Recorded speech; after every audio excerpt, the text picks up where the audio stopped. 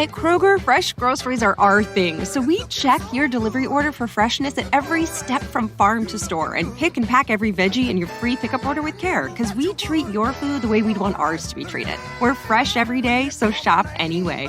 Kroger, fresh for everyone. Free pickup on orders of $35 or more. Restrictions may apply. And now you'll find more ways to save on your favorites. When you download digital coupons, you can use up to 5 times in one transaction. Kroger, fresh for everyone. And we're back with breaking news. Coke Zero Sugar might be the best Coke ever. That's right, Jim. Make sure... Jim. Ooh, yes, this tastes like the best Coke ever to me. We're on the air. I need to try it first. With zero sugar and refreshingly delicious, is Coca-Cola Zero Sugar the best Coke ever? Pick up a 20-ounce from Speedway today. Do you ever find yourself thinking about who would win in a fight between Goku and Superman? Hi, I'm James Gavsey, and on the Who Would Win show, me and my co-host Ray ignore anything important happening in the outside world and debate fictional battles between characters from comics, movies, and video games. We got a new show every week, and almost always am I the winner. Yeah, not true, Ray. In the past, we've discussed such matches as Captain America versus Darth Vader, Solid Snake versus the Iron Giant, classic matchups like RoboCop versus Terminator, and even the Muppets versus Sesame Street. That one was crazy. So if you're a fan of geek culture and love a spirited debate, check out the Who Would Win show wherever you get your podcasts, or check us out at whowouldwinshow.com. On for 4 weeks, which is part of me about weeks flat on the other. Finally got it framed in. It was a lot of math. Too much math. 18 speed or whatever. Lemon lime donuts. Handlebars. Yeah, trail mix while riding 22 miles on my bike. What kind of a mongrel? It's the donuts. Because 89.1 WPHS with the Public Enemy. We're going to keep it right here with Gonna Get Yours. That was 2 in a row by the Beastie Boys. Rock Hard and She's On It. Now here's Public Enemy. This is Bob from Grand Rapids, and you're listening to the Eric Zane Show Podcast. If you're new to the show, this is a guy who'll make you laugh and make you cry. Some days you'll want to hug him, and some days you'll want to punch him in the face. But most importantly, if you disagree with something he says, don't worry, he'll change his mind in a couple of days anyway. And now here he is, Eric Zane. Oh, thank you, Bob. Thank you, Bob. Thank you, Bob. Where you been, Bob? Where you been, Bob? I haven't heard from you in too long. Welcome to the Eric Zane Show Podcast, daily show where I discuss news, nonsense, and my personal adventures. What is the deal with young people? It's overrated when they're like when they think they own the world. This is the ramblings of an old man yelling at clouds. That's what this is here. But my God. All I want to do is make everyone happy. Excuse me. In this household. Oh, my God. Listen to that. Hang on. Oh, Jesus. I just want to make everyone happy. Take care of my own. Do I dare complain about when I feel like... the love is not being reciprocated? No. All I want is cooperation. Very simple. You know the dynamic. Well, you know most of the dynamic. You don't know why Madison suddenly was without a car. I'm sworn to secrecy until she tells me I can mention it. And I know you want to hear that, but I mean, there's a pecking order. And though children are pains in the ass, or pain in the asses. Is it pains in the ass or pain? It's pains in the ass. They are. If she asks me not to say something, I'm going to honor that. Anyway, no car. What do I do? Okay, so we did that shell game, shuffling the cars around. Queen of the Forest is the big winner in this because, hey, you get a new car. Congratulations. Jim is giving back the piece of shit car to Madison. She cannot have anything more than piece of shit car.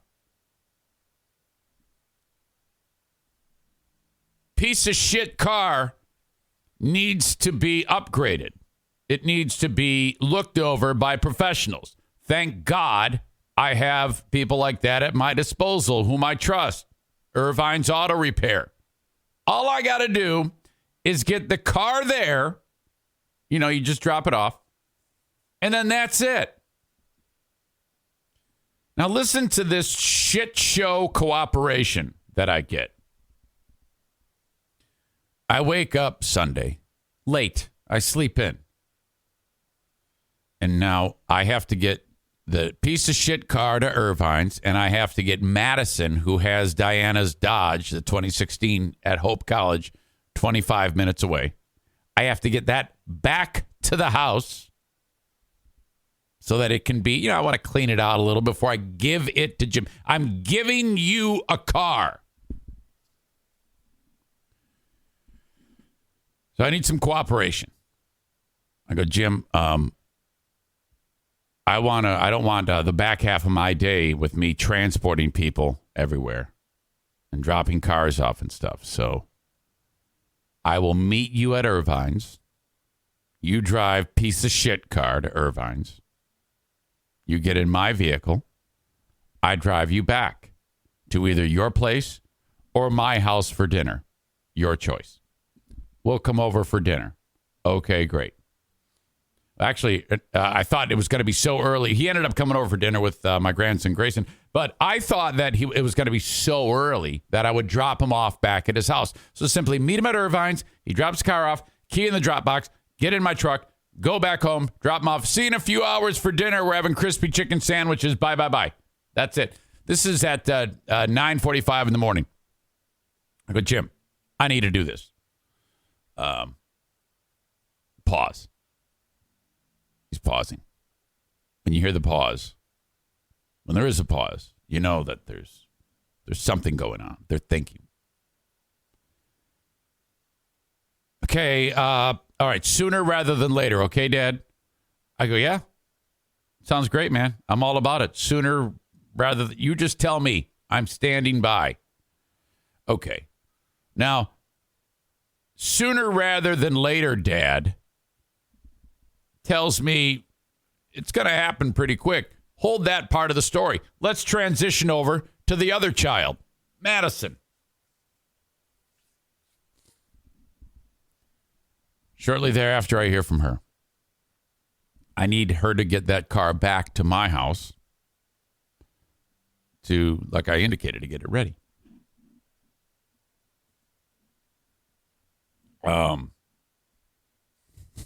Nick says, knowing Jim, it was probably a pregnant pause. Madison calls me. I guess there was she's pledging a sorority right now. So this is a big deal. And she had spent a lot of time with her soon-to-be sisters. And they, okay, now I don't know this at the time. Actually, I'll say this. I'm talking to her. I go, Madison, hey, so this is what I need. Well, Dad, I've got to take a nap. I've been up all night with my sisters. And I go, okay, no problem. I've got to take a nap, and then I've got to do my homework, and then I'll come. I go, well, so you have to drive over here. These are the three things you have to do. You have to nap, you have to do homework, and you have to drive over here. Okay, so nap, homework, drive. I go, can you just change the order? Can you just be drive over here, nap, homework? Is that possible? No, it doesn't work. No, I got to do those things first. And I'm like, yeah, I know. But here's the problem. She does not understand that those three things will happen at some point. The order doesn't matter. Okay? And it's going to benefit Dad if she gets to the house. Does she see it that way? No. People don't understand that. It's like, well, you fucking dummy. I mean, God damn it. I told you. It doesn't matter. No, I have to take the nap first. I have to take the nap first. I go, cool. No problem. And then midway through that, she goes, Dad, can I call you back? I'm with a car full of my sisters. Oh, God. Now, you got to understand. I am not opposed to the sorority. The sorority appears to be a good thing for my daughter. My daughter, this is, I don't know, it's providing some type of, especially when you're dealing with people of this age, they need that type of togetherness. Dad prefers loneliness. I prefer, no, stay away. Everyone just stay away from me. She wants that whole group thing, so whatever. Okay, cool. I'm happy. But she is like, okay, this is what I'm going to do. And I'm like, okay, well, I tell you what, she says, I am going to take the nap and then I'm going to come over. How does that sound? I go, okay, all right, that's better. I'll take that. So I'm expecting her to get to the house so that I can get this car cleaned up. I'm still waiting on Jim. And then Jim is like, okay, all right, yeah, sooner rather than later. But I'm like, Eric, don't hold your breath on this. It wasn't until I think we got to Irvine's Auto Repair Grand Rapids Hybrid at about 3:30. Now that is the day, the whole freaking day until we got to Irvine's Auto Repair Grand Rapids Hybrid. Oh my God. And I had time to do I am done trying, getting upset about these things. I just laid low and all I did was adapted. I just adapted. I did a whole bunch of shit around here and oh my God. And it was, it's just incredible to me that all of these things are happening for these people. This kid's getting a car, you're getting a car, and no one will actually do what I'm asking to facilitate them, to help me so that I can facilitate them. It's like, come on, guys. Jeez. So that was like, it's remarkable how much the lack of cooperation. Finally get the car dropped off at Irvine's. Finally get the car in Jim's hands. Got to drive Madison back. That's the thing. We get done eating. You got to drop Madison back off at school. So no big deal. I'm not complaining about that. But it's like, geez. A lot going. And that's why I wanted on the back half of the day to not have to deal with that shit. Did it happen? No, of course not. I split my pants while working out on Saturday. So at the YMCA, I'm putting on my hefty 100 pounds onto the bar, getting set to do squats. And, boy, I think I overdid it, too, because I was so damn sore yesterday. And you're like, Jesus, Eric, that sounds like no amount of weight. But I go low. I mean, way low. I do ass dragger low. Here's the difference. Let me show you something here. This is why you got to watch on Twitch, because you got to see proper squat form. Oh, I got to make sure I got this. Most people, when they do squats, they get their back out of control, and they like kind of bend forward like an idiot. And they go like this, and the legs get like that. See that? See my ass? Your ass has to get lower than your knee. And they're like, oh God, I'm doing so much weight. This is so awesome. But you gotta get way down. You gotta go down this low. This is an ass dragger. Okay? Oh man. And that hits your glutes like you wouldn't believe. But you can't do nearly as much weight. Ooh. So I did my ass draggers, and they were like all shaky and weird, because once you get that ass into it, that's how you get like a strong ass. Okay, so ladies, I know ladies are always like, hey, man, I want a nice, plump, fat, muscular ass. When I say fat, I don't mean like with fat on it. I mean full of muscle, so you can smack the shit out of it. But, yeah, that's how you do it. Sometimes people will put a stool or a chair so that their butt has to touch it so they know they went low enough. Yeah, but it's got to be really low. Basically, you just go down as far as you can go. There you go.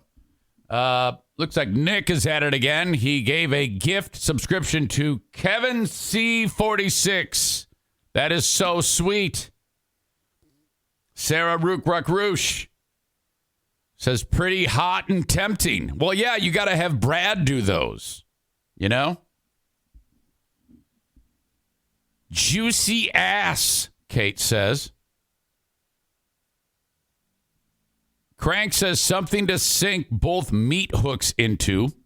Very horny bunch of people here on the show today. Sarah says that her husband, Brad, has no ass. Well, get him in the gym. All right. Got a ton of stuff to talk about today. I'm extremely excited about today's show because not only do we get to break down a fight, we get to break down a famous people fight. The basketball game. This is the first bit of any type of basketball I've watched since last year's national championship game. So I love this. Everybody's losing their mind about the Michigan basketball game after the game and the big fight, and everybody's acting outraged, and you're all dumbasses. This is the best thing to happen in college basketball. Let's hope it continues. I love it. I love drama. I love it when people act like idiots, and we need more of this in sports. It's the only way to make sports more enjoyable. I don't give a shit about college basketball or pro basketball. I would only give a shit if people were having temper tantrums and little teeny tiny coaches were trying to get into the face of 7-foot-tall men. That's awesome. We had that. I cannot wait to watch it with you. This show happens each and every weekday at about the same time from the Baldwin Ace Hardware Fear Bunker Studio. Right here. Baldwin Ace Hardware, a beacon of DIY awesomeness in the Northland of Michigan. You can catch the show live as it happens, audio, video, the live stream, twitch.tv/Eric Zane Live. Brought to you by Irvine's Auto Repair, Grand Rapids Hybrid, and EV. They also sponsor my Facebook page, which I have till March 8th until I'm back on it. I've been suspended yet again. Suspension number 7 in the past year. I am on the Facebook watch list. Facebook brought to you by Irvine's as well. Facebook.com/Eric Zane fan page. Follow me on Twitter at Eric Zane Show on Twitter. Brought to you by Blue Frost IT. And then the almighty YouTube. Sponsored by My Policy Shop Insurance, Frank the Tank Fuss. Subscribe to the channel. Bell notification, thumbs up if I go live. Thank you, thank you, thank you. Okay. This weekend was, some intense weather. I happened to, with the Queen of the Forest, we went to the very, very edge of the great state of Michigan, right on the lake.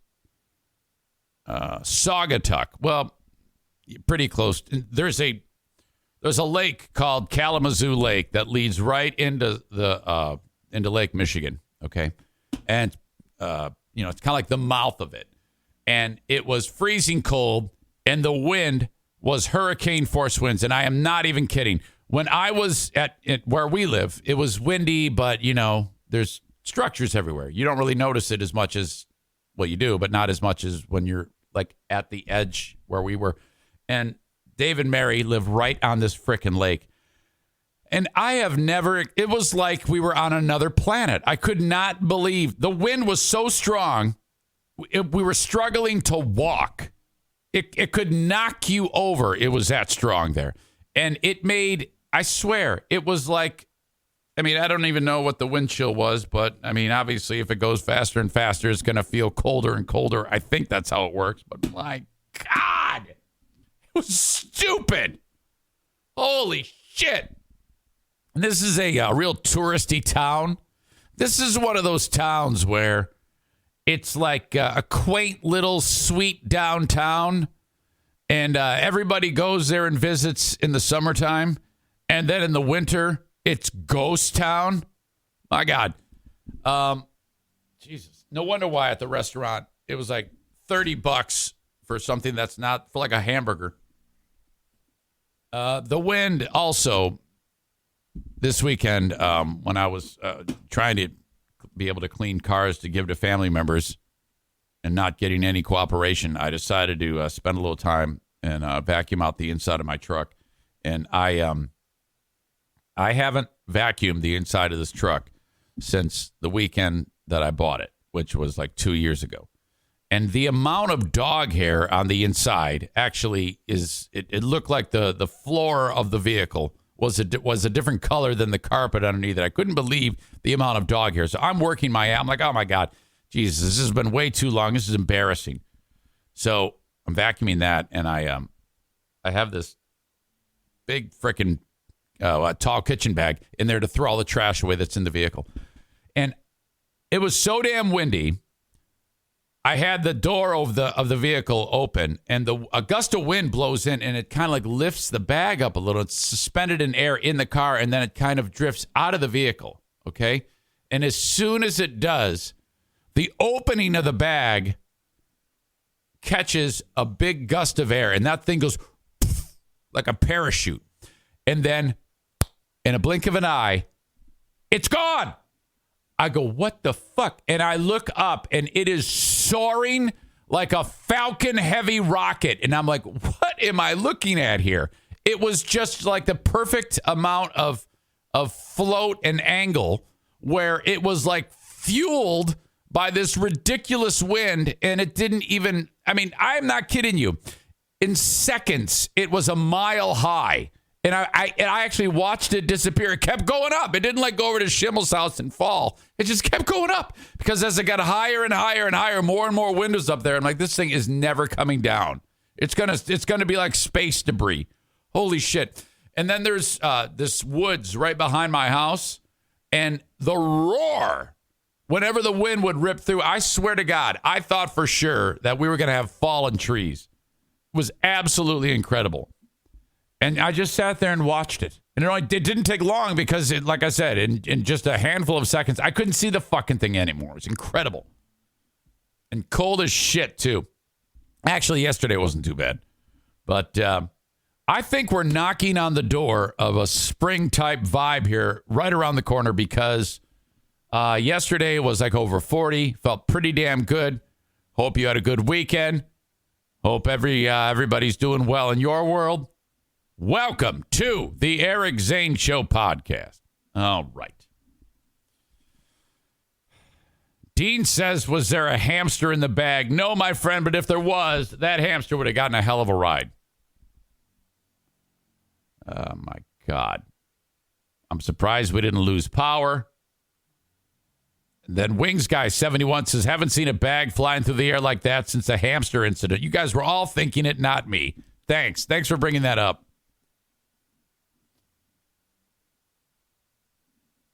All right. Terry, I don't know what the hell you're talking about.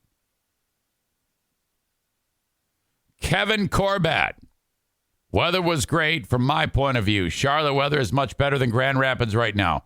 Hey, big news, Corbat. When you come back to Michigan, you got to come back to Michigan because I'm teaming up. The ink is not yet dry with Berlin Raceway. So we're going to have, like, events out there. And you can, like, wave the green flag to start the race. So come back to visit us, okay, you dumb hick? Now that you live in North Carolina. Glad you're here, though. Hope you're doing okay, buddy. Kevin adds, it's been a minute since I've been able to live chat. Ha ha. Glad to be back this morning. One of these days I'll be back for a Zoom. Still trying to find a suitable webcam for my personal studio. That's right. You're a podcaster. How about that? I got a call this morning First of all, I get a text, and it's Dale. /Dale. And he's like, hey, Easy, when you get a minute, I got to talk to you again. And every time I see that, I'm always like worried that something bad has happened. When I get that from anyone, I'm always worried. Hey, if you got a minute. So I wish people would write not urgent, because I'm sitting there looking, I go, well, better call him. Hey, yeah, because he wrote, sorry to keep bothering you, but I need some help. Can you call me? So when someone says I need some help, that, okay. I call, it's 7:10. I've got my coffee. I'm getting ready to come in here and do the show. I'm expecting, I'm in jail or something like that. Or I got hit by a truck. I'm in the hospital. He wants advice on how to start a podcast. And I'm like, so, I don't want to be rude. But I'm busting his balls now, so I guess I should have been rude.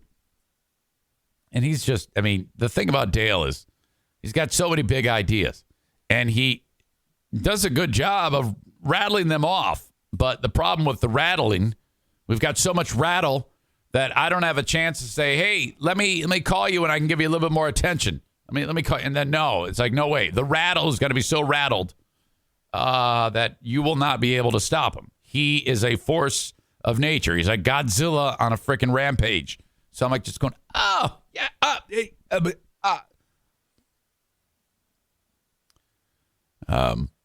Megan says, is that Saul or Dale? I'm having a hard time deciding the impression. Okay, that does sound more like Dale, but it does sound like Saul too. Saul's, hey, Eric! Which Saul doesn't really sound like that. I don't even know how we got to doing that impression, because Saul doesn't sound like that at all. Terry says, give him the advice of tell him to do everything the opposite of what you do. All right. So welcome in. Thank you so much for being here. The Patreon happens when this show is done. We wrap this one up, and then we do more podcasting. If you want to get in on the Patreon, 15 plus hours of content each and every week. I just posted another edition of the Lost Zane recordings today. Today's edition of the Lost Zane recordings is Election Day 2016, when Trump won. And I remember that night, I went to bed, and I had voted for Hillary Clinton.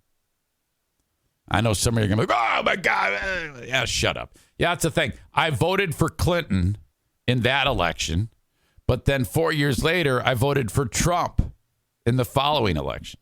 And if I had to vote right now, I would vote for Biden.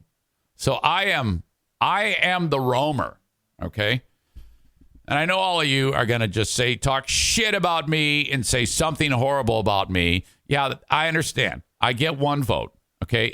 It's mine. You get yours. And I don't have a problem with you voting, but I get mine, and I do with it what I see fit. So you better get that out of your system.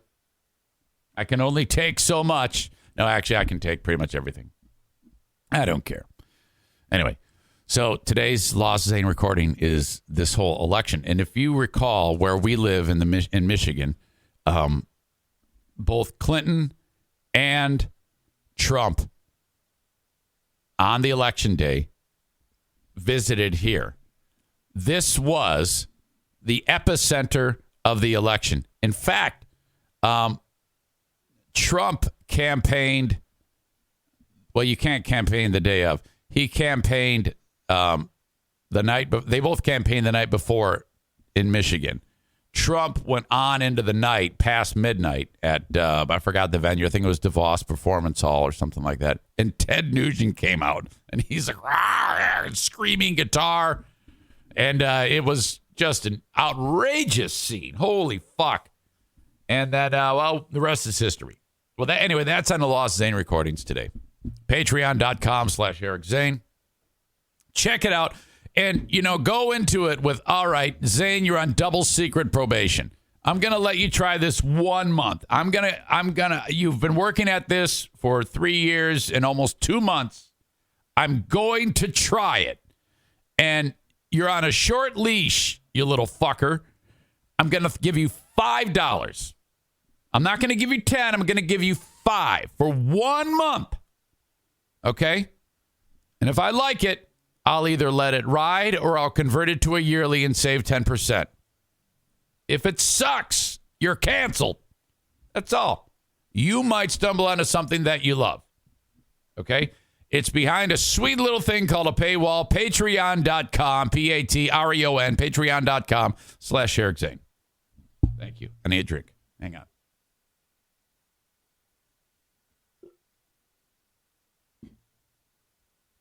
Checka, baby, baby. A baby, baby, baby, baby. A baby, baby, baby, baby. All right. I worked that event at DeVos Place. Was a good time. Nugent rocked.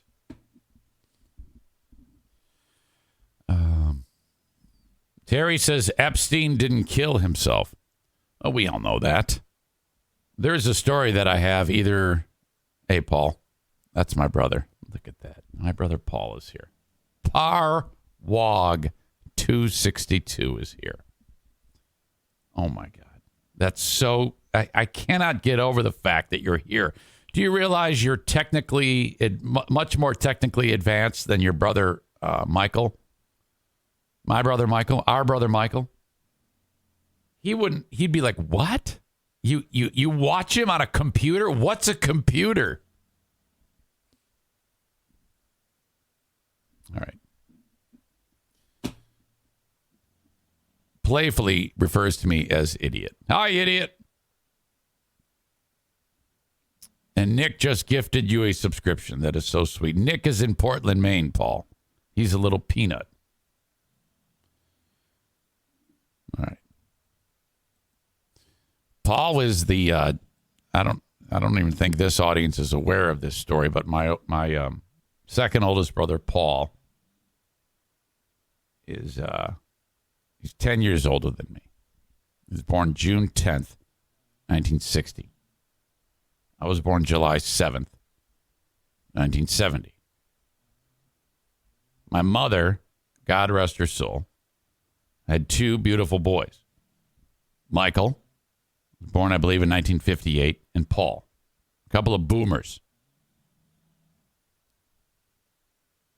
My mom was married to this guy named Art Young. They had Michael. And then my mom got pregnant with Paul. And then Art Young said, hey, I'm going to go get some milk. And he never returned. Horribly sad story. So poor Paul and Michael had to be raised by my mother and my grandmother and my grandfather, who lived across the street from my mother in St. Clair Shores, Michigan. Then, as time would pass, my mother met my father. And the rest is history. They, obviously, Jim, my World Book Jim, born 1966, and then Eric, born 1970. So that's basically how it goes. So I didn't even know what a half-brother was. Technically, these are my half-brothers. Actually, no, not technically, because my father adopted these 2 young men when they were very little. And then things got weird because my dad and Mike and Paul did not get along as they reached young adulthood, and they were treated poorly by my father. My dad whipped the shit out of them and hurt them, and they didn't like that, so they said, fuck you, and the rest is history. I think I'm getting that 100% right, too. Now, my dad will be like, I didn't touch anybody. Go, no, I think you did. I don't think they're making it up. So poor Paul has had nothing but shitty experiences with father figures in his life. So that's a real bummer. But anyway, he's fantastic and my dear brother. So I love him very much. When I was starting my radio career at Z93 with Joe and the Poor Boy, one time I was driving to work to go on the air, and I checked my voicemail on my big giant cell phone that I had, and it's Paul. And he indicated that, hey, I'm in Vegas. This is, hey, Eric, I'm in Vegas. And I just got out of an elevator. I just shit my pants. And he decided to call. He went to like the blackjack table or some shit and lost his ass, and then, I don't know, picked up a hooker, and then he's going back to his bedroom, and he stopped playing cards because he was at the table and he pooped his pants in front of the fucking dealer or something. And people are like, what the fuck what's going on? He smells like shit. He shit his pants. And so he called me to tell me that he shit his pants. And so then I took the voicemail and I lifted it and put it onto like a reel or a tape. You know, you had tape back then. And we played it on the air for like a whole day about Paul shitting his pants. It was incredible. He would call me whenever something stupid would happen because he would know that I would talk about it on the air. And so it's true. It became a thing of legend. If you get a voice, he's always hammered. Like, hey, I just shit my pants. He's shit-faced drunk. Like, oh my God. We used to go over his house. I remember there was one moment. He used to live in this trailer right near where the Pontiac Silverdome is. And like a mobile home. And his double-wide trailer, he lived there forever.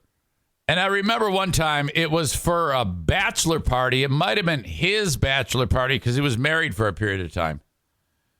And we went over there to drink and play poker. And so I think, I was definitely drinking then. But my brother Jim was not. So he was the only sober one. It was Eric, Jim, Paul, Mike, Pete, my uncle, Jim Keller, friend of the family, dear friend of Paul's, passed away, God rest his soul, and probably Buford, which is another pal. And there was probably a couple more guys from Paul's work, so I'm guessing there's 10 of us. And we decided to play Acey Deucy. Oh, fuck. This game is a ball breaker.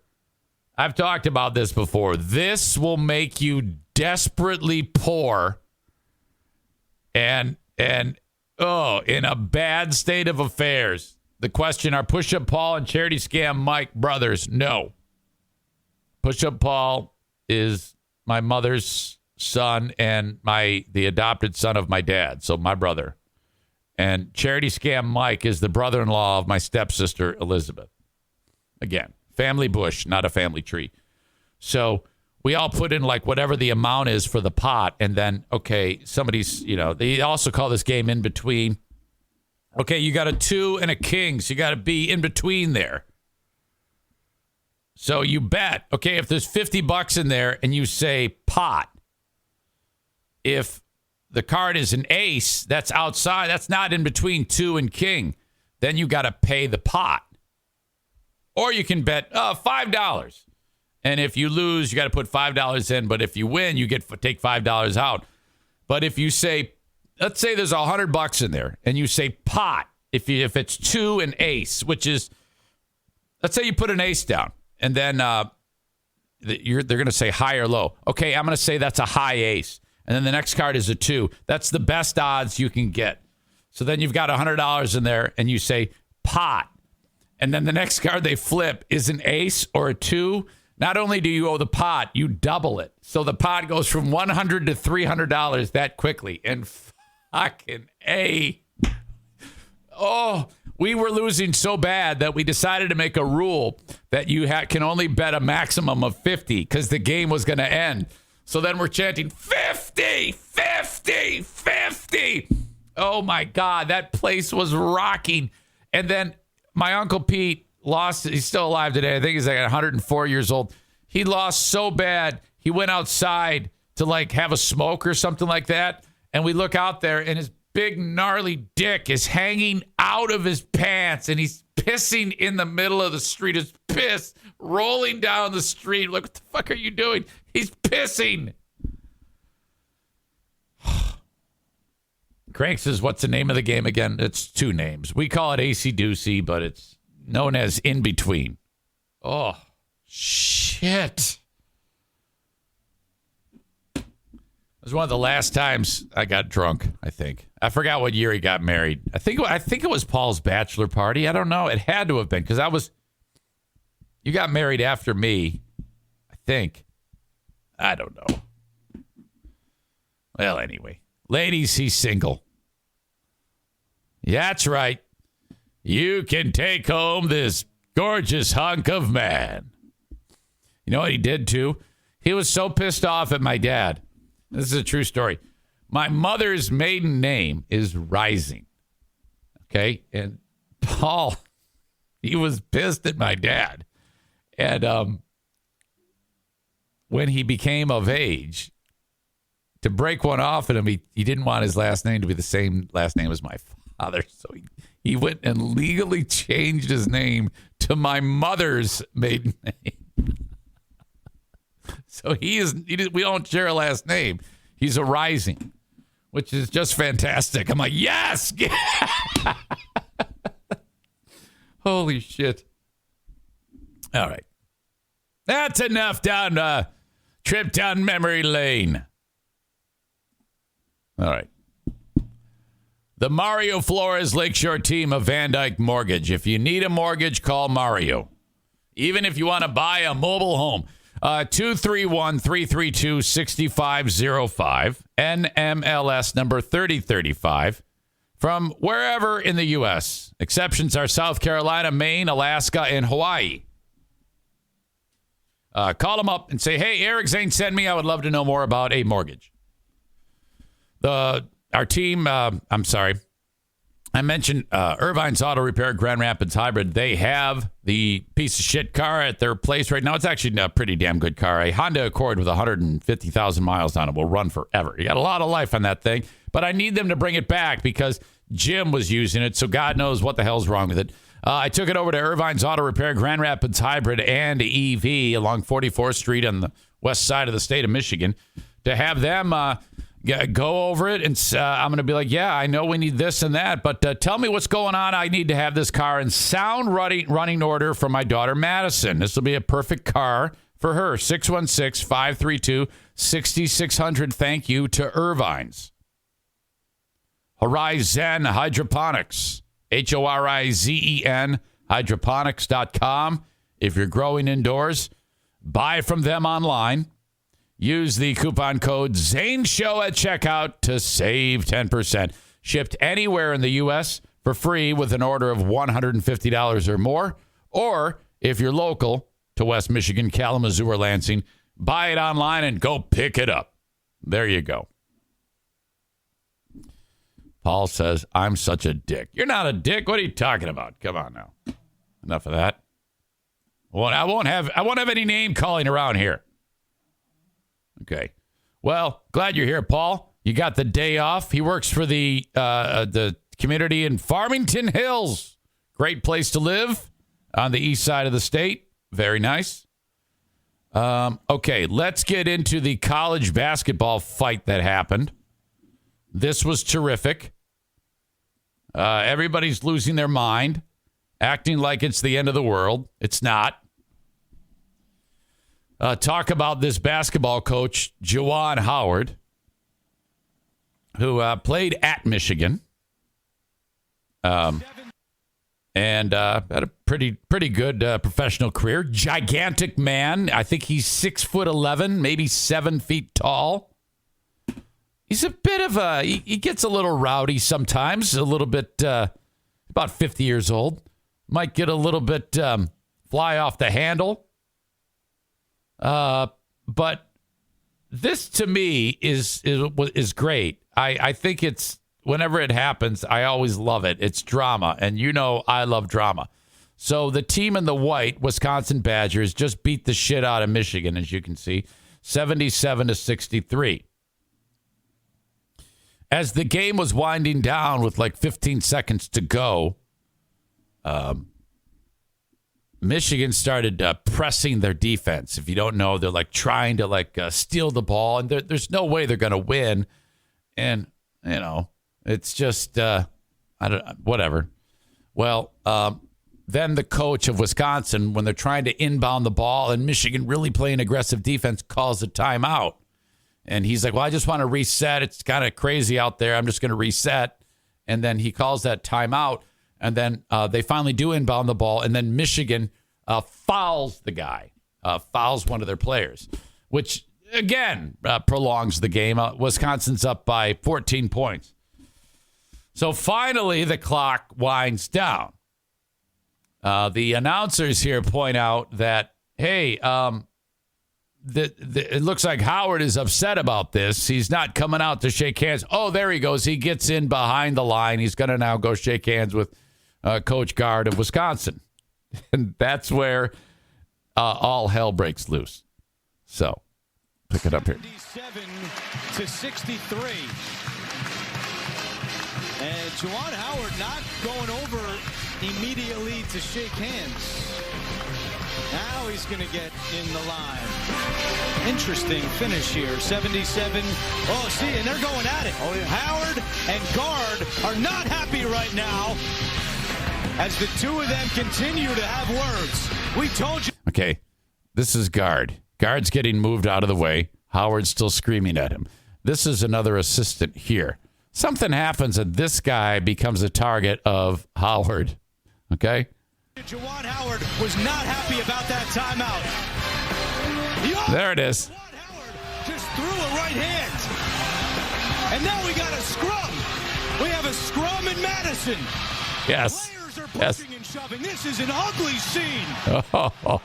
This is an ugly scene. Oh, my God.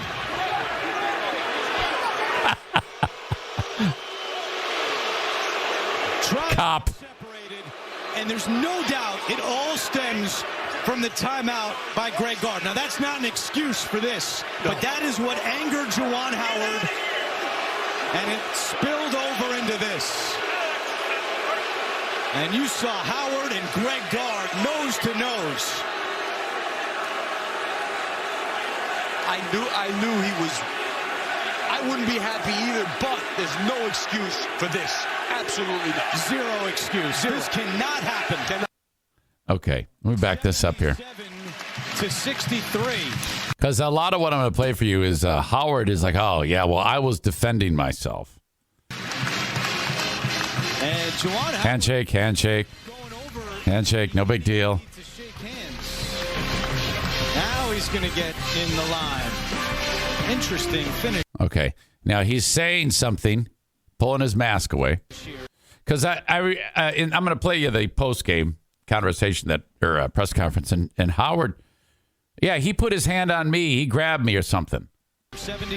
Like he's touching him, but he's like, hey, man, I want to talk about this. This guy Gard, he's not doing anything to warrant an assault. So Howard, I think, is going to be looking at this through a weird lens and saying that he's defending himself. I don't think he's defending himself.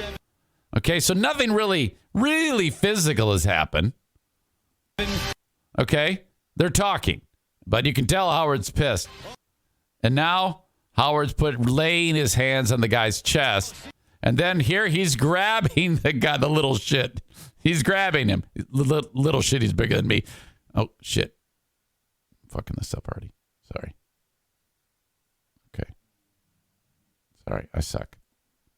Here, 77. Oh, see, and there's... Okay, now he's grabbing him. I like how this guy's shooting video with his phone. Oh, yeah. Howard. Okay, now he lets go of him. Now he's got the mad finger in his face.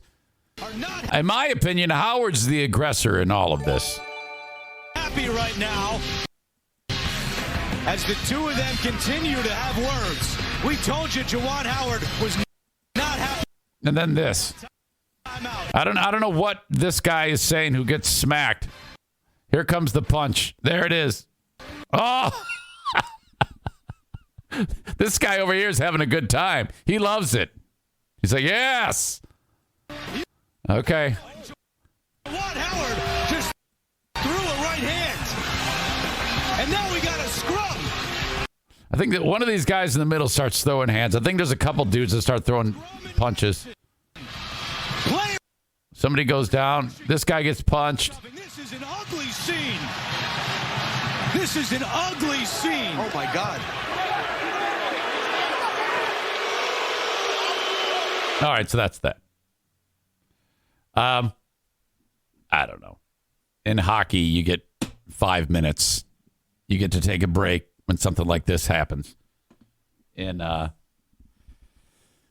basketball, it's the end of the world. Everyone must get fired. May says, did the media spin this to be a race issue? I don't think so. I didn't see that. I saw commenters, people like you and me, weighing in on various videos saying, oh, yeah, that this is a race issue, but I don't think so. Wisconsin coach made first contact. I'd get pissed, too, if someone grabbed me like that. I didn't see him get grabbed. Were you watching what I watched? Wings guy? I wouldn't call this a grab. Finish here. 7. Okay, he's touching him, but he's not grabbing him. 7. Oh. I mean, his hand like, hey, I want to talk to you. I don't see the aggressive grabbing like everyone is suggesting about guard. So I suspect there will be some repercussion for this. Craig says, sad truth is neither will get charged criminally. So wait a minute. You think that should result in a criminal charge against these people?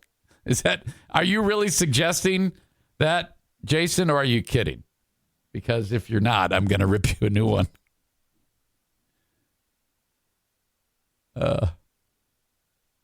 Wings Guy 71 says, aggressive, no, but don't touch me like that and get in my face if I'm trying to walk away from you.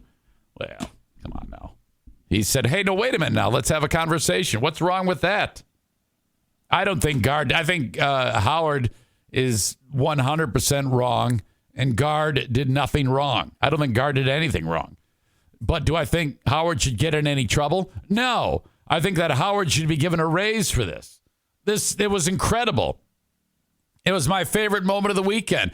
And everybody's like, oh, no, this is such a terrible thing. Oh, my God. All right. Raising it to a point where it looked like Juwan Howard. Coach in the face. What kind of happens in between to make that happen? Well, basically, I addressed with the head coach that I will remember that because of that timeout. And for someone to touch me, and I think that was very uncalled for him to touch me as we were going. Oh, my God. One another. So that's what ended up happening. That's what escalated. Oh, come on. I will remember that. First of all, that whole deal about I will remember that.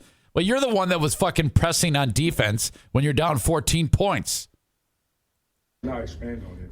I'll just share with you the story, what happened. Well, as far as touching, there's obvious touching with the handshake line. It must have been more than that. Oh, yeah, it was more than that. It was not. We saw it. It was more than that. Yeah. Touching me unnecessary wasn't cause for that when we were talking.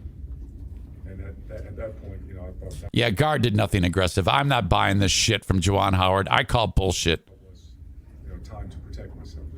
Trying to protect myself from him? You're 7 foot tall. Trying to protect myself. Oh yeah, he was so attacking you, you asshole. He was saying, no, man, come on. That's what he was doing. He's doing like fucking when guys are trying to figure shit out. He's 50, but he's talking like my 19-year-old. What are you, a Generation Z or shut the fuck up? Was there anything earlier in the game besides the timeout? I could see you. Oh, no. Wisconsin did a really good job in the second half of making adjustments. This guy's a hothead. In fact, there's another clip going around of him doing the same thing last year during one of those COVID games when he's freaking out and they had to hold him back and shit. So, whatever. Chris says, hey, Zane, the volume's too low. That's as high as I could get it, I think. Hold on a second. Yeah, I couldn't get it any higher. Hopefully you're able to hear that. I'll boost it on the audio podcast. Doesn't have to be aggressive to be assaultive. Okay, you sound like my daughter too. Okay? Hey, if Jason, if we're at Bosco's and you get mad because the portion of French fries isn't big enough, or if I steal some of your fries and you try to walk out in a huff and you say, I'll remember that, I'm going to go, hey, hang on a second, man, hang on. And if I happen to touch you like, hey, come on, let's hammer this out, you're not gonna go, assault, because that's what Greg Gard did. So shut up. Enough of your devil's advocate here. And by the way, sad truth is neither will get charged criminally. It's like, who gives a shit? It's not criminal. It's fucking in the game. Who cares? Come on. Well, if you understand laws, you'd know. Yeah, the law is you're making stupid points. Jesus. What? Please go back home and get your balls and put them on. What the hell is going on here? Hopefully these teams see each other in the Final Four tournament. I don't think so. They both kind of stink. Michigan stinks more. I don't even know if they're going to make the tournament. After that loss, I'm thinking that they won't. All right. Well, that was just stupid and ridiculous. But I'm glad it happened.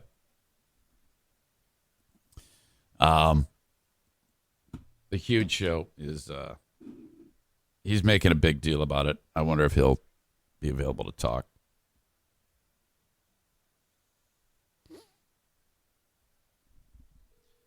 He's like, I love what you're doing over there, Eric Zane. I love it, easy.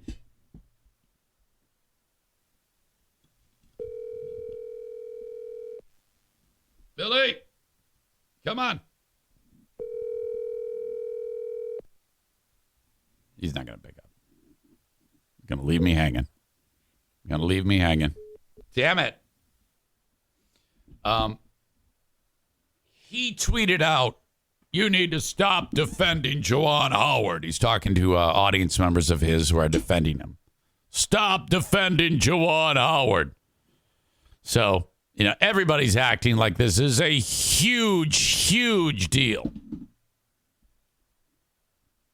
I don't know. I don't think it's that big of a deal. And besides, weak ass punch. If you've got an opportunity to hit a dude in the face, at least Juwan Howard, don't look like a bitch when you do it with this weirdo, awkward, stupid, giant hand slap. Just a straight, a sharp, short jab right to the face.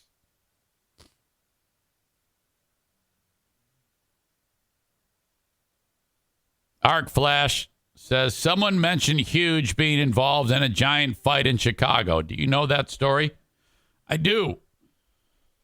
Bill was leaving Comiskey Park, and a group of young people attacked him and beat him horribly. Yeah, and that's it. It was a random act of violence. He was badly hurt. Terrible. We're tired of your huge opinions. Thank you, Kevin. Kevin Corbat just signed up on Patreon. Very sweet of you. I appreciate that. All right. Eric, can you show us how to properly throw a punch? The answer, no.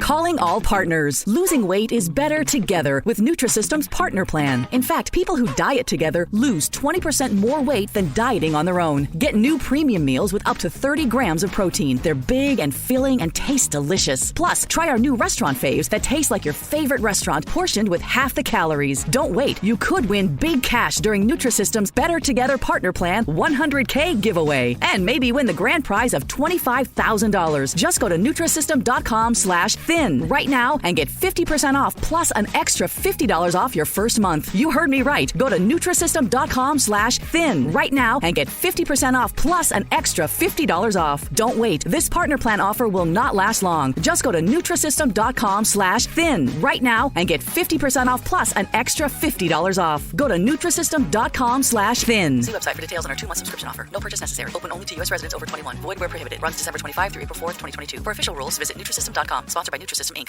And not show you how to properly throw a punch, because that would not be, I don't know how to throw a punch. Are you kidding me? Oh, God. Schaefer continues. Charge Coach Guard with assault on Howard. Charge Howard for assault on no-name assistant coach. Then let the prosecutor dismiss everything and set up a no-holds-barred octagon foxy. All right, now I'm on board. Foxy boxing match between them. All right, now that I can get behind. Foxy boxing, my God. Okay, we have more sports in the news.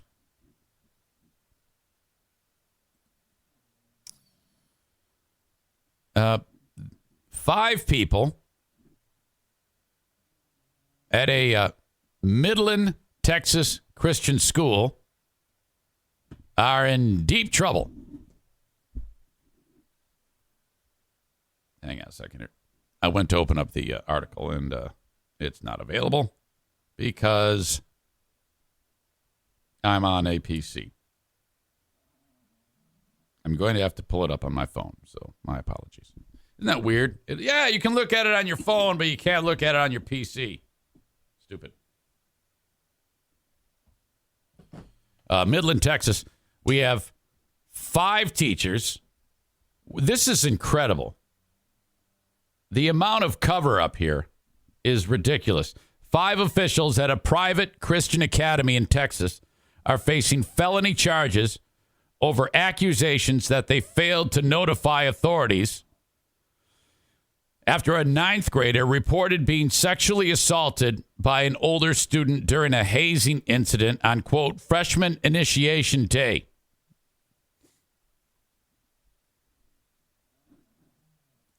According to this article, imagine if this was your kid. 9th grade on the baseball team, 3 administrators and 2 athletic coaches at Midland Christian School are identified in an arrest warrant affidavit obtained as Superintendent Jared Owen Lee, a secondary school principal Dana Elizabeth Ellis, athletic director Gregory Neal McClendon, assistant secondary school principal Matthew David Counts, and baseball coach Barry Lee Russell. Quote, "We are motivated in all facets by our faith in Jesus Christ." You know, it's a good article when they get to the mission statement of the school before the crime description. You know it's going to be a doozy. Attempting to serve as a reflection of God's unconditional love for all people, Midland Christian's website proclaims. We seek to honor the Lord in all that we do by operating Midland Christian School in a manner consistent with biblical principles. It is important to us that every word and deed engaged in by Midland Christian School, its employees, representatives, volunteers, and students be consistent with and in furtherance of Midland Christian School's religious purposes, both publicly and privately. Well, I mean, if you're going to run a school based on the Bible, I mean, that's a great start. Now, all you have to do is enact that. And you know what probably is not going to support that is when you cover up the rest of the baseball team sticking a baseball bat up the asshole of a 9th grader on his first day, because that's what happened. On January 28th, A detective with the Midland Police Department was notified about a possible sexual assault of a child that occurred 8 days earlier after baseball practice at Midland Christian. In an interview with authorities, the unnamed victim said he walked into the locker room to get changed when they turned the lights off. Someone turned all the lights off. Someone said it was freshman initiation day. And a 9th grader and a 10th grader began hitting the 9th grader. The 9th grader's hands were pinned down and he was flipped over onto his back, the affidavit states. He was then sexually assaulted with a baseball bat as other students looked on and cheered. My God. I mean, the shape of the bat, it doesn't even have enough of a taper to warrant some degree of, if you think about all the sex toys that Amanda sells, they're shaped like a missile or a penis to some degree. But, this poor kid's asshole is brutalized by a bat. Holy shit. Can you imagine if that was your son, how much ass you would kick? How would you? Oh, God. The next day, the freshman student told school officials what had happened, and then nothing happened.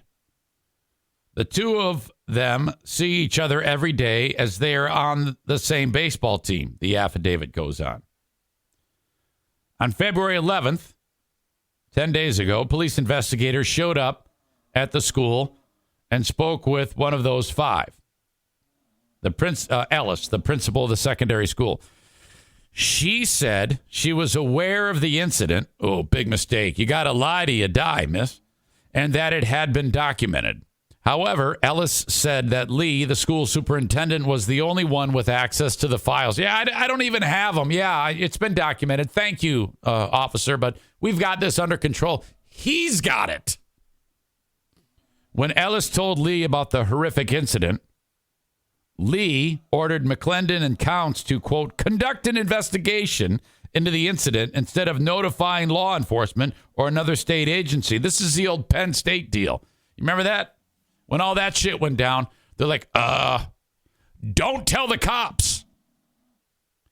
But when Lee contacted police on February 14th, he refused to answer any questions or provide the documentation to which Ellis had referred, demanding the cops get a search warrant. They did. The same day, during the search, investigators were given access to notes written by McClendon and Counts that documented the incident according to the affidavit. So we're talking weeks later is when this is found out through a search warrant. Oh, my God. Now, if your kid has had a baseball bat put into his butthole, okay, he's been raped by other students with a bat, and then it was covered up. My God. You have 5 people that are going to go to prison, the administrators. Whoever did it to him is, God knows what the punishment would be for on a juvenile level, or maybe they charge him as adults. I don't know. The long-term ramifications to the poor kid who got raped, and then this school is going to go bankrupt because they should be sued for everything that they're worth. The 5 were arrested Wednesday, released on a $5,000 bond. It's still unclear whether they have retained lawyers to speak on their behalf. On Thursday, police arrested a student involved in the alleged attack, the one who was putting the bat in the kid's keister. No further details have been released, and the student, who was a juvenile, has not been identified. My God. Yeah, if you're the kid, seriously, I'm not even joking here. If you're a kid who, because they haven't identified the student, but you know that in that school, everybody knows who he is. He's never, you need to keep him at home. Intense, psychiatric help. And then after you get your $50 million, you move to another state. You just move away because you can't have that kid going back to school and, everybody knows he got a baseball bat up his ass. My God, kids are such dicks. They're going to be terrible to that kid. Jesus. Our school officials have and will continue to cooperate with law enforcement in their investigation. Yeah, it's about time, you fucking idiot. The president of Midland Christian's Board of Trustees told the Reporter Telegram in a statement. Currently, we have qualified acting administrators to supervise the campus. What a scandal. Holy shit. How hard is it for adults? I mean, you have a child who's raped by another student, some sick fuck. How hard is it to just go to the cops immediately? Like the second you find out about it. How can people who, have years of education behind them make the horrible decision to try to cover it up? I will never fucking understand that. And then also the fact that what is it with people in hazing, the being so fixated on the asshole? Why can't you just, stuff marshmallows in the kid's mouth and make him say fuzzy bunny 10 times? Why can't you, I don't know. Who knows? To come up with anything that doesn't involve sodomy or sexual assault or any type of injury to the person. It's such a fucking shit show. I remember there's a story in Michigan here where some other kid, it was a similar scenario, just different school, different state, different kids. They put pine cones up the kid's ass. Pine cones. Now, I will say that if I had to choose between a pine cone or a baseball bat, as long as if it's not a pine cone that's opened up, if it's one that's closed, that has a taper to it, I would actually prefer a closed, tapered pine cone up my asshole than a bat. Because, I mean, my God, it's like pick your poison on the bat because you got the knob that, is round. I mean, getting that thing up there, once you get past that, it might be smooth sailing, but still, get that first initial, God, that's some serious stretching there. Or the other end, which is the barrel of the bat, there's no way, man. So I'm going to vote pine cone on the ass penetration if I had to choose between the two. But only if it's a closed pine cone. If it's an unopened pine cone, I don't know how it would work. All those little tines would break off. It would just be a mess. I don't think that would be, you'd be successful in that way regardless. But holy shit. Whew. Corey says, look up bottle squats, girl version. No, I'm not going to.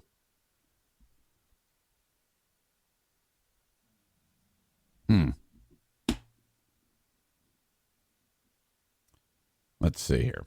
No, you wouldn't. The bat is blunt. Pine cones have a sharp tip. No, I tell you what. I'm going to take pine cones. Jesus. Those kids should also be forced to register as sex offenders for the rest of their lives as well. Crank says it's not about sex. It's about power. I mean, seriously. Apparently I said fuzzy bunny. It's supposed to be chubby bunny. I fucked that up. Chubby bunny. Fuzzy bunny could be fun too. Either way, it's better than a baseball bat up your ass.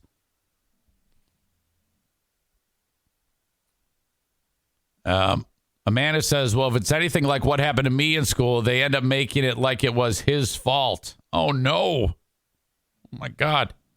I'm so sorry. Crank referring to how cruel they would be to the kid in the school if he stayed at that school. His nickname would be Slugger.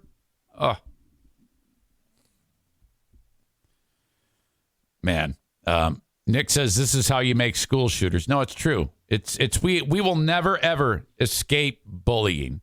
I think the only way to end bullying in school is to have people in the school that, like, when you go to the school, you have to sign a contract. And when you sign the contract, you agree to go to the school, and you have the knowledge that there are people in the school that if you're caught even saying anything bad, you'll get the shit kicked out of you. Okay? Someone's going to beat the shit out of you. An adult will beat the shit out of you. Like punch you in the stomach and kick your ass. Superman punch, knee to the face. If you are caught bullying. And then a few kids, and then everything is recorded. You have video cameras all throughout the school, and then you have a school website so that you can see the kids who got their ass kicked that day. And I'm telling you, after a few incidents, that is not going to happen anymore. Bullying is no more. That will officially end bullying. I know that sounds quite ridiculous, but I'm telling you, it would work. Amanda says any kid that gets caught bullying should just automatically be expelled. Well, expelled or beaten, they have the choice. You can either be injured in the school, get your nose broke, and put featured on the school website, or you have to leave forever. And you have to decide right there. Okay? So that goes from kindergarten to senior year. If anyone bullies a kid, you get your ass kicked in the school. There you go. What a mess. I'll follow up on that story. Okay, I've got some great videos I need to share with you, but I need to tinkle.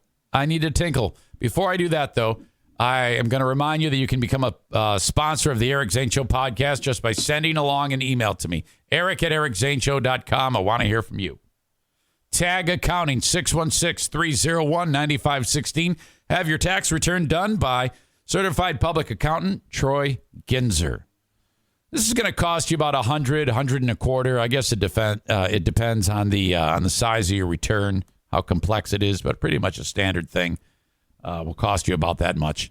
And my God, it's as simple as just handing over everything that you've had handed to you that's arrived in the mail.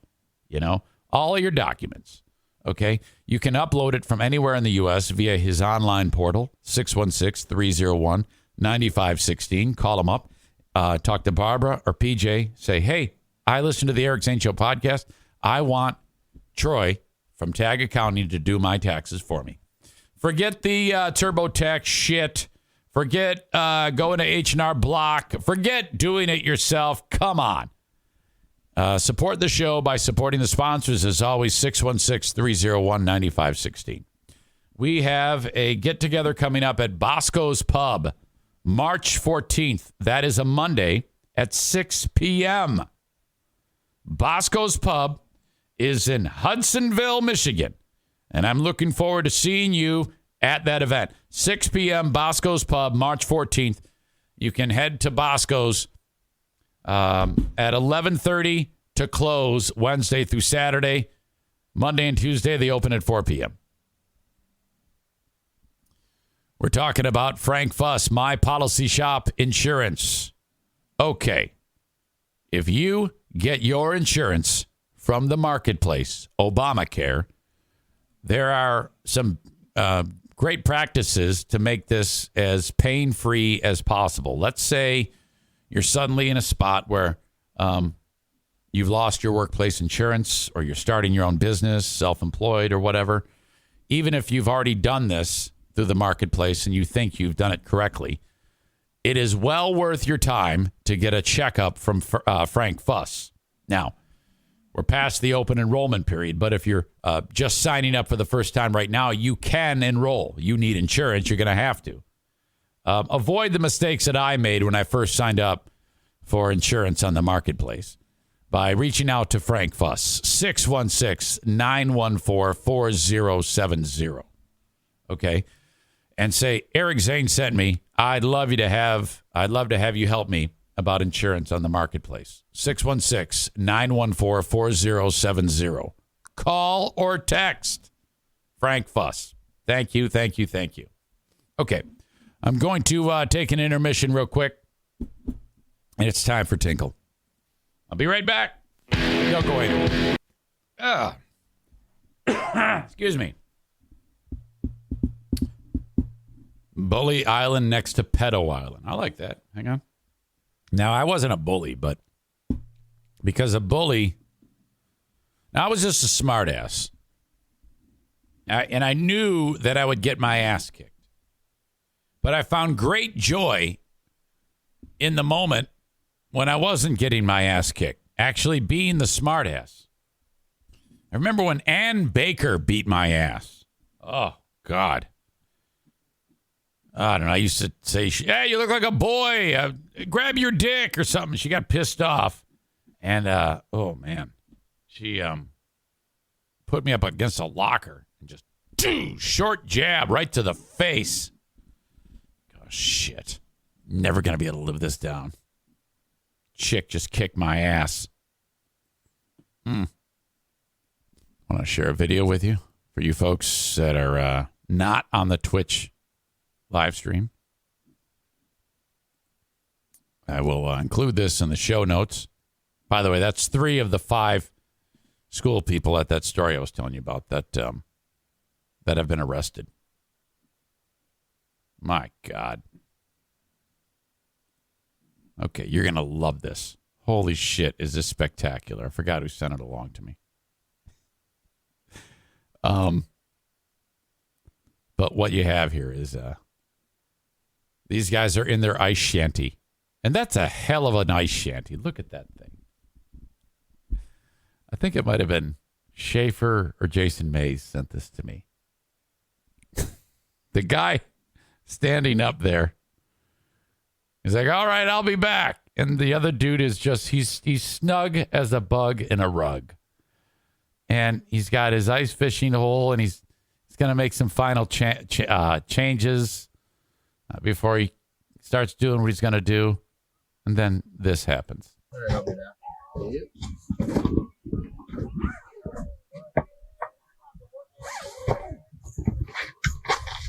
Guy steps out of the shanty. I've never seen one of these. This is spectacular. Okay, they've got their holes where they dug through the ice with the auger, and I would love doing this. I really would.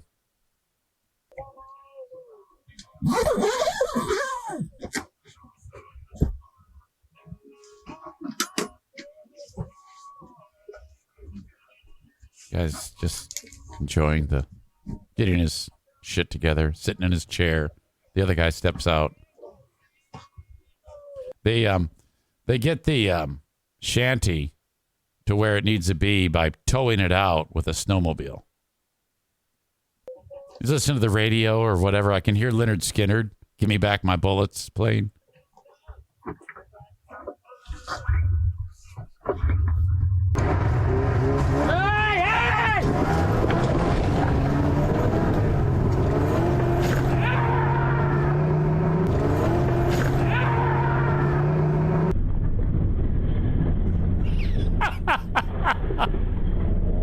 Holy shit.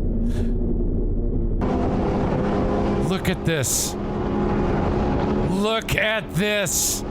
The idiot has no idea that he's pulling the sled. He's pulling the shanty across the lake. My buddy Mojo finally realized what has happened and takes a moment to examine his work. You can hear that sled. That sled sounds very powerful.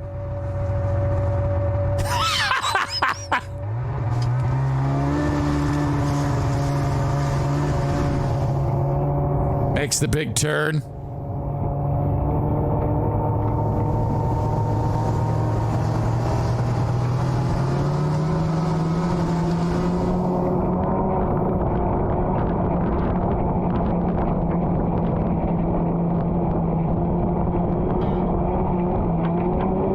All right. Okay, hang on. Now that they're going back to the hole. A little more. Way to go, Mojo. Wait till you hear how good-natured this guy is. This is the dude who fell out of the bottom of the shanty. Well, I'm just in here picking up the pieces after that. But Mojo forgot to unhook the sled before he took off to pick up another friend. Luckily, we didn't lose. I can hear Bob Seger now. Anything. Snapped my line that I had down the hole. Ripped my line all the way up the hole and snapped. I'm guessing this is Minnesota or Wisconsin. Snapped it. My other rod is filled with snow. I'm trying to thaw it out. Shit that we get into. I like how when he falls, you hear the effect of the voice fading away because of distance. God.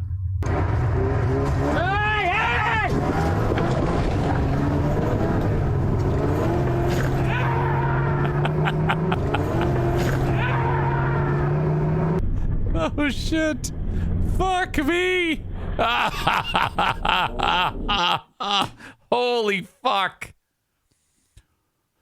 Oh, my gosh. Oh.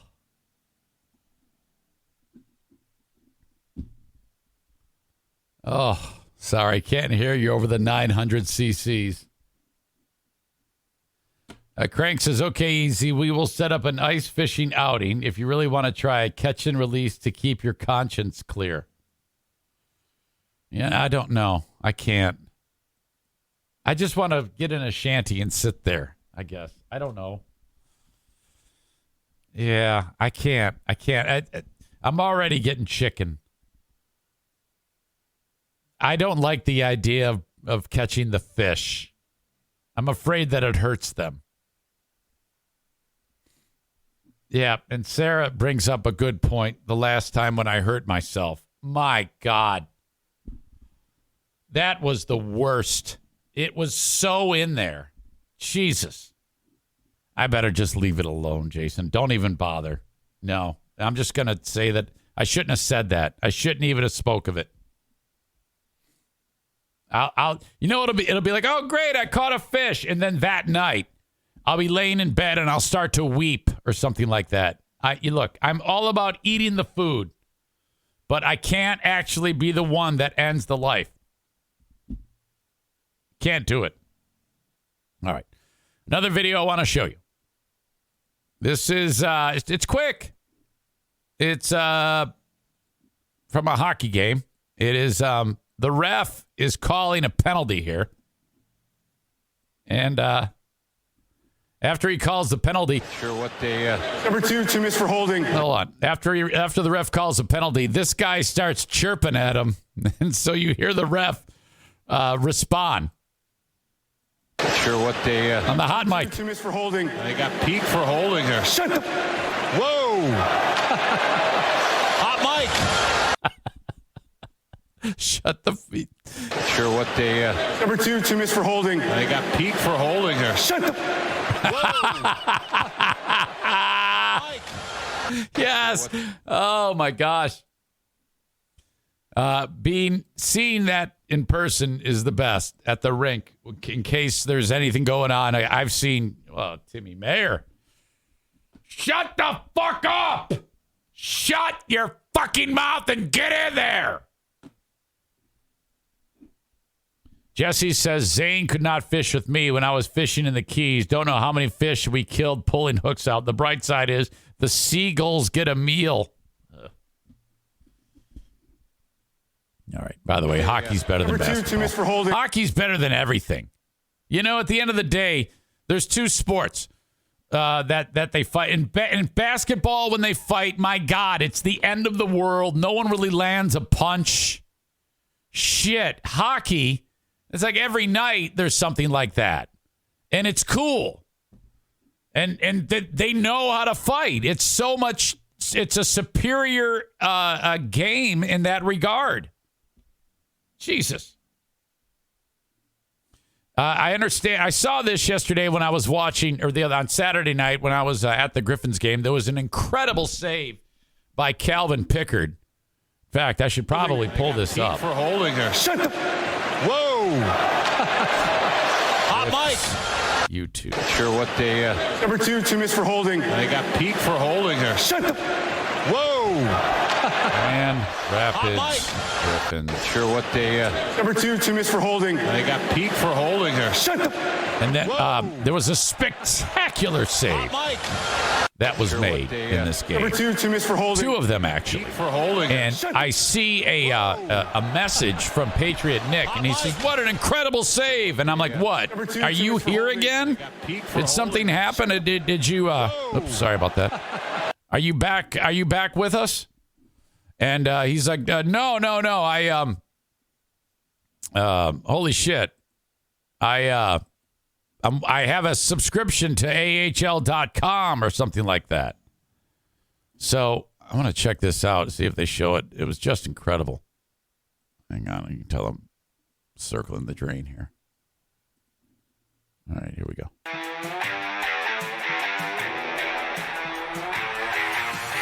Their last 4 away from Van Andel Arena. Oh, look at and this. Here's Murphy walking right in with a shot. He scored! It was like first minute of the game. And Murphy off the post and in. There is your leading scorer among all American Hockey League defensemen, and he just added to it with his 10th of Plink. Well, that's the way to start a hockey game, and I'll tell you what, folks, that's the future Red Wing down the wall. Jonathan Berggren pulled up just... Got drilled by it. Now in front. Oh, and Shine just hit the goal post. Jesus. Right on cue. Yeah, game free. They're going to walk right in front of the net. Walk in. Stanton, a shot. Big That was a big save. That was a good save. Calvin Pickard. The way harmlessly and the Griffins get possession. Ah, shit. Gonna want that one back. That was a bad goal. Winds up with it on left wing. He lets a long shot go that one too. And I'm biased, but okay, here we go. Somebody's going to recognize. Oh! Did you see that? Holy fuck! Pickard reaching back and making a glove save like no other you might ever see. Zone. Here's I'm gonna see that again. Hold on. Turner Elson winds up with it on left wing. He lets a long shot. Watch this. He's drifting to the right. Pickard's drifting to the right. You're going to want to see this. Yeah, somebody's going to. So he's moving right. This guy, the shot's going to come over here. He's going to go all the way. He's going to drift all the way to that post. And he's still. Oh, my God. Oh, look at that save. Oh, my. Calvin Pickard reaching back and making a glove save like no other you might ever see. Zone. Here's Lashoff. He does it again, too. He just walks right in with a backhand of the save. And Colin Dealey Barmaki, and he lost it. Templey follows, though. Centering pass. There it is. Another. It's even better than the other one. Incredible glove save.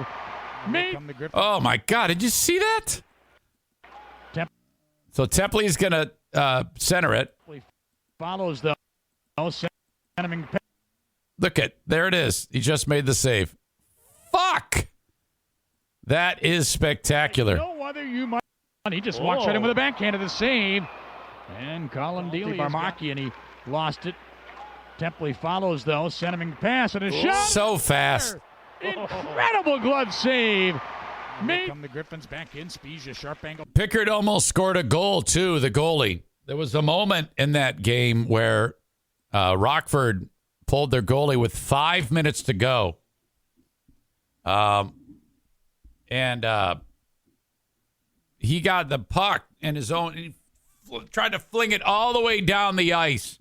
And it didn't go in, but shit, it got blocked. That would have been incredible if he scored a goal. Nick says, I texted you, then noticed 10 minutes later your phone was on Do Not Disturb. How do you know that my phone was on Do Not Disturb? It's the second time I've had a question about my privacy with Patriot Nick. The first time was when out of the blue he texts me and says, yeah, hey, what are you doing up so late? I'm like, how do you know I'm up late? Yeah, I see there's a green dot by your phone or something like that. iPhones tell you that you are on Do Not Disturb? Fuck, well, I got to change that. Fuck you.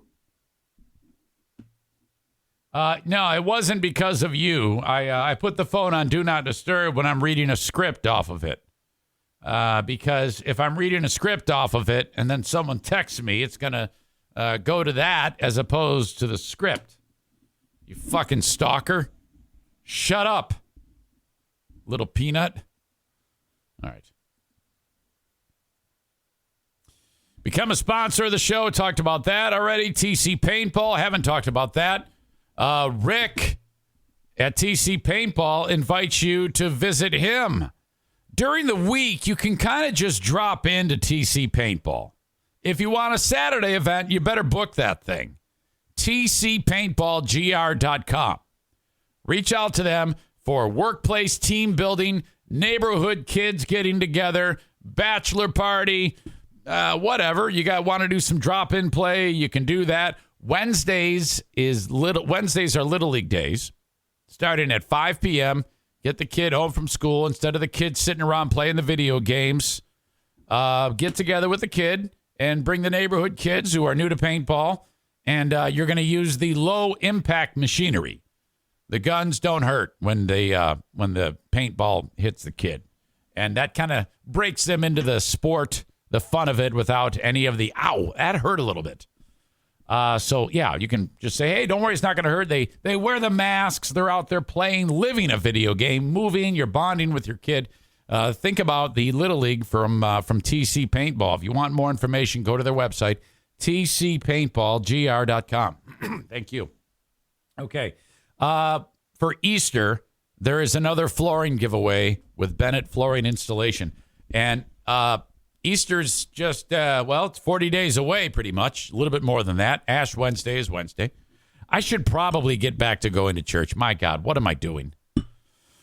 Anyway, for Easter, Bennett Flooring Installation, oh, damn it, excuse me, is giving away another flooring install for free.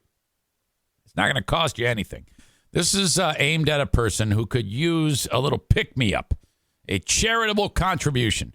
We've done this with 2 audience members who have been in need to have flooring installed onto their homes. And you would not believe how amazing this is for the homeowner who might be having a bit of a struggle. And like I said, it's happened twice to 2 very worthy families.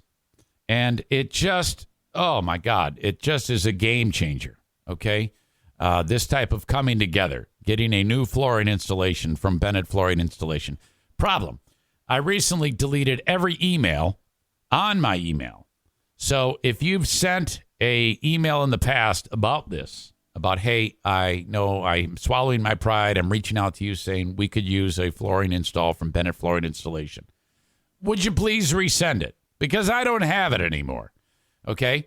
As we get closer to Easter, we will announce the recipient for this.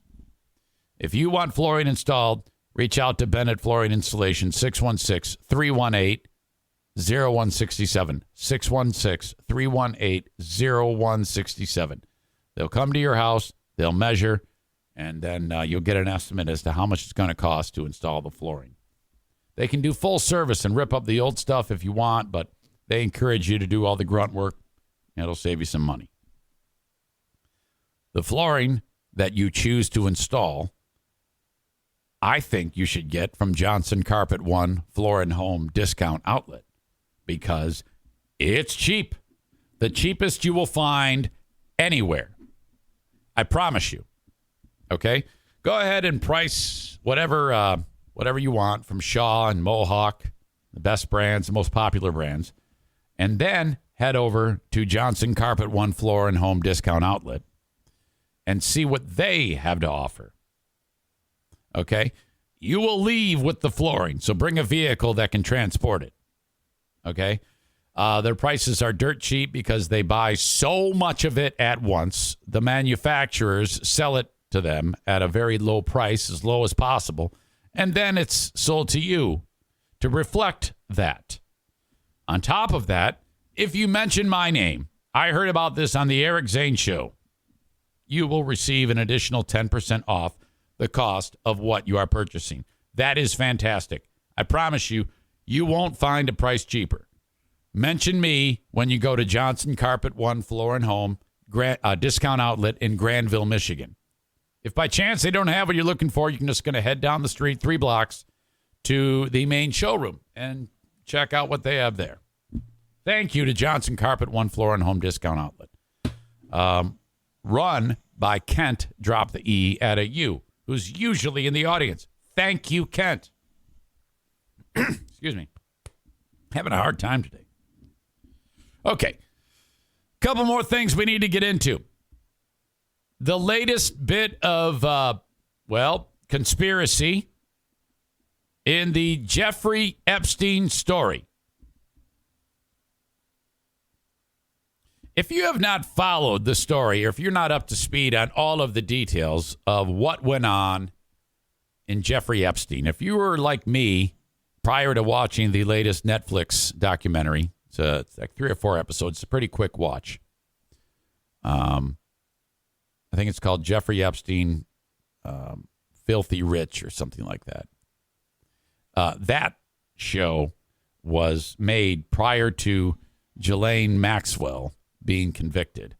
But it is very, very well done and thorough in scope as to what went on there.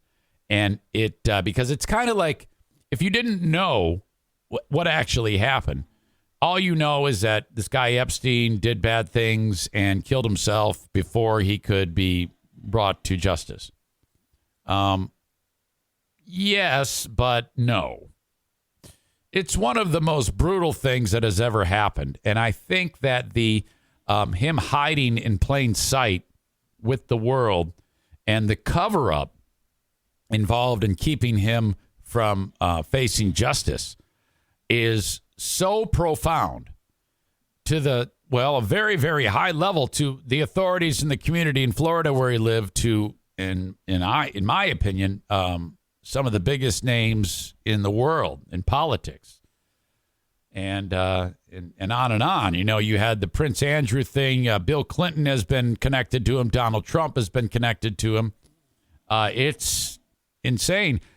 And then all of a sudden, the suicide of him after he's finally being brought to justice. I don't believe for a second that this guy killed himself. Someone killed him because he has information on some very, very powerful people. So this is a no-brainer, and you got to watch it.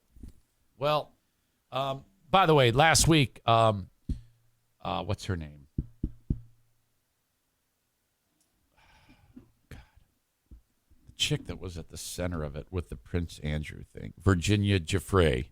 She just settled out of court with Prince Andrew, and it's too bad because I wanted that guy to burn. So I think that is kind of going away. But the long list of victims in this is just incredible. It was so bad that when he was in Florida, that woman, Virginia Giuffre, as a 15-year-old, they convinced her that she would be a great candidate to learn massage therapy or some stupid ruse that they brought her in. And then he raped her. And then, hey, no big deal, right? And then paid her. And then she's like, well, now what do I do? She's got this stack of money, and she's just been raped. And somehow they managed to skirt justice and not get in trouble. And then the young girls that they would bring in would recruit other girls, and they would get compensated, like a finder's fee when they would bring in more school-age girls into the compound. And a lot of these girls were girls who kind of might not have had the best upbringing, vulnerable, and some not. Some were, and then I don't know. I mean, it seemed like money talked in this case because they would be rewarded. And holy shit, the web of victims is substantial. It's so huge. Really incredible that it went on for as long as it did.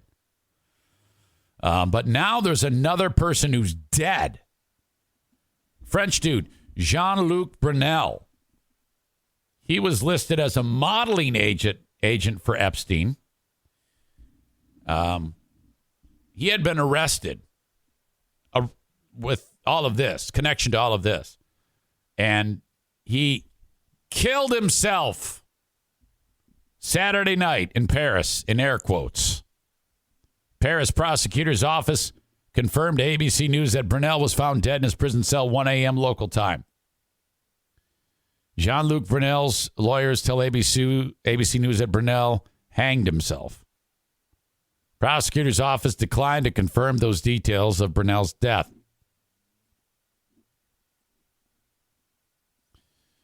In December 2020, Brunel was charged with rape of minors over the age of 15 and sexual harassment, a crime in France.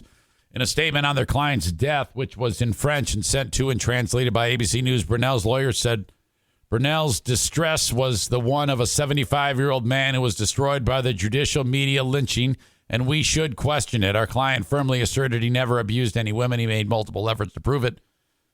All right. Brunel was initially arrested at Charles de Gaulle Airport in December 2020. According to Paris prosecutors, Brunel was initially held in a probe into the rape of minors, trafficking of minors for sexual exploitation, and association with their probe into possible crimes committed by Epstein. That woman, Virginia Giuffre, flew to Paris in 2021 to provide testimony at a closed-door hearing. I was, so all this listing of shit about that he had done. Brunel had denied Giuffre's allegations, who said, excuse me, I was with Virginia Giuffre in court in Paris when she provided her powerful testimony against Jean-Luc Brunel. It is devastating to Virginia Giuffre and all the survivors that Brunel will not be tried for his crimes. This is another victim talking. But as we said, when Jeffrey Epstein cowardly killed himself, for the women who have stood up and called for accountability from law enforcement around the world, it is not how these men died, but how they lived and damage they caused to so many. The fight to seek truth and justice goes on. Yeah, I don't believe for a second that. I believe this guy probably was killed and Epstein probably was killed. I'm surprised the woman, Ghislaine Maxwell, hasn't been killed, frankly. But I don't know. That's just me. Maybe they did hang themselves. Excuse me. Chris K says sickos don't think they've ever done anything wrong. Of course, he's maintained his innocence. What an exhausting way to live, though. You know? Living, I mean, like if you're Epstein, that your mind can be so perverse and warped that you can do this again and again and again, and you don't have one bit of remorse. It's like that of a serial killer. It's exactly that. The only difference is you're not actually killing. Well, you are. You're slowly killing their souls. Ugh. And then you got to look in the mirror and go, yeah, hey, I think I'm doing good. Ugh. Horrible. Absolutely horrible. Okay. The tale of the frozen penis needs to be told. We need to end on this note. The Olympics have ended, and by most accounts, it's been a complete failure and disaster. Nobody watched. Nobody cared. They're doing it in a country that is absolutely horrible to people. About the only interesting thing of it was the failure, the drug test, the stupid ice skating shit, the chick having the chick crying on the ski hill, the chick crying after she failed, after the ice skating debacle, the Russian chick. That's justice, by the way. The whole thing, she shouldn't even have been skating in the first place. I think Johnny Weir, who's hilarious, him and Tara Lipinski make a great team. When she choked and ended up finishing fourth, and I think Weir said, "Thank God." That is awesome. But this, Finland's Remi Lindholm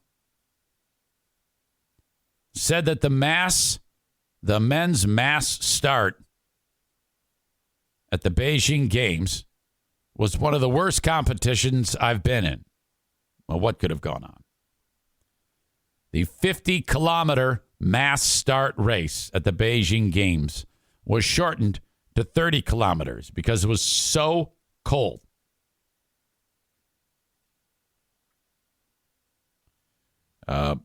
Remi Lindholm finished the race and was in excruciating pain. He grabbed a heat pack and stuffed it down his pants because they suspect he may have frostbite of his cock. Lindholm spent just under an hour and 16 minutes traversing the course in howling winds for the second time in a cross-country skiing race following a similar incident in Ruka, Finland last year. You can guess which body part was frozen when I finished the race. It was one of the worst competitions I've been in. It was just about battling through, he told Finnish media. Now, I've suffered from a cold ding-dong before while running. I've had that happen. I used to put my pecker into an anklet sock, actually put my ding-dong into the sock to avoid this from happening. It is no picnic. When your dick gets frozen, the actual tip it's like, oh my God, it's like it's getting stabbed with an ice pick repeatedly. It's terrible. I've been to a point where it was so cold, I took my hand and stuck it down my pants and just held onto it, hoping that would raise the temperature of the skin. It was terrible. With organizers worried about frostbite during Saturday's race, it was delayed by an hour and shortened again to 20 kilometers. The thin suits and underlayers worn by racers, as well as plasters to cover their faces and ears, offered little protection. Now think about it. They're working very, very hard. Even that, with the elevated temperature of their bodies, they're still freezing. Fucking A, man. Ugh. But the guy's pecker actually froze. Can you imagine if it got so bad, if he looks at it and it's black and it like falls right off his body? His dick is laying there like, oh my God, my dick just fell off. Holy shit. Horrible. Jesus. Well, glad it worked out for you. Stuffing the ice pack or stuffing the heat pack down. Didn't you lose feeling for days from bike riding? Yes. Not due to the cold, though. I rode a bike that was not adjusted and fit to my body. And I did something to some set of nerves because of the adjustment, how I was seated or something like that. And I was not able to feel my ding-dong for more than a month. It was pretty bad. It was horrible. Yeah, that was rough. But that had nothing to do with the cold. But at the time, it was numb. I had a numb ding dong. It was useless. All I could do was go pee. I couldn't even get a boner. True story. That happened in 2009. I thought I was never going to be. I thought I ruined myself. I was like, did I destroy my body from riding a stupid bike? All right. The asshole of the day is moments away. I'll go over who the nominees are in just a second. Thanks again to A&E Heating and Cooling. Joe Martinez reminds you that if you have any scheduled maintenance you need taken care of for your furnace, for your air conditioner, which you don't have to worry about right now, but you know what I mean. Call upon Joe Martinez at A&E Heating and Cooling, 616-516-8579. If you need a new install, he'll utilize the Comfort Maker brand of products to install a brand new furnace. It'll be a Comfort Maker brand of furnace or air conditioner. A&E Heating and Cooling, 616-516-8579. Blue Frost IT invites you to reach out to them if you have any tech issues. If you want to upgrade your tech at your office, your workplace, call Blue Frost IT. If you need your own IT department, and you should, call upon Blue Frost IT. Reach out to them. They can do project work. They can do contract work. They can do managed IT service provider work, spot fixes, whatever it is concerning IT. Call Blue Frost IT, 616-200-8550. All right. And last but not least, my friends over at Full House Comedy. Go see a comedy show, fullhousecomedy.com. Go to their website, check out who's coming to town, and go see a comedy show. All right. Today, I split my pants while I was working out. Lack of cooperation from the young people in this household, despite, well, hey, I want to help you. Could you maybe help me a little bit? My God, the wind. Juwan Howard's insanity. Juwan Howard's excuse, him being assaulted, defending himself. Come on, eye roll. Everybody losing their mind. People demanding he be fired. Come on. Push-Up Paul joined us. The stories of playing Acey Deucy and Uncle Peter taking a leak in the street. Hazing at the Christian school. The lake trout incident, the guy falling out of the ice shanty. Ref on a hot mic. Another murder/suicide in the curious tale of Jeffrey Epstein. And we had a frozen dick. Who's going to be your asshole of the day?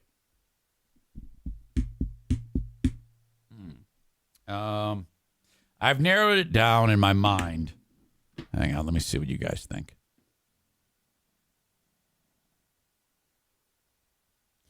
Nick says Madison should be the asshole of the day for making it hard for you to help her. You're saying my daughter is a bigger asshole than the kid who stuck a bat up someone's ass? This is why you're stupid. What is wrong with you? What kind of idiot are you? Yeah, your daughter's a bigger asshole than a kid who stuck a bat up someone's ass. Jesus. Let's see.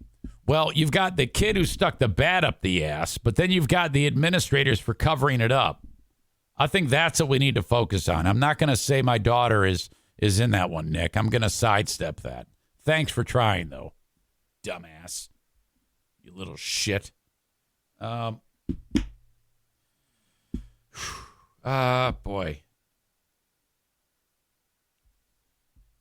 Okay. Well, I can do a group one. All the assholes in the hazing incident. That's your asshole of the day. All of the assholes in the hazing incident. Those are the assholes of the day. The administrators and the baseball bat. The kid who stuck the bat up the kid's ass. Assholes seem to be soft, too soft for those fucking monsters. Well, I don't know. I don't have a fucking monster of the day, so try to keep up, ding dong. All right. That's going to do it. This show is done. Kyle says the kid's asshole is asshole of the day. No, not the kid who got the bat up his ass. He's not part of the asshole of the day. Okay, have a good one, folks. Thank you so much for being here. Talk to you on the Patreon bonus podcast. Sign up at patreon.com/Eric Zane, and I'll be talking to you in a little while. Thank you. Bye-bye.